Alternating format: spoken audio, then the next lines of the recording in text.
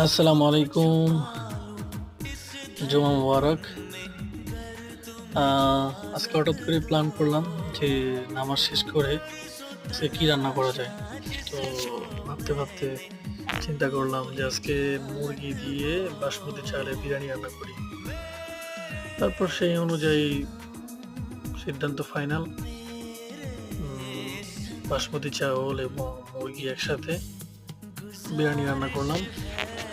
কমেন্টে অবশ্যই জানাবেন কেমন হয়েছে আমাদের রান্না, এবং এই ধরনের ভিডিও পেতে অবশ্যই আমার চ্যানেলটিকে সাবস্ক্রাইব করবেন এবং পাশে থাকবেন।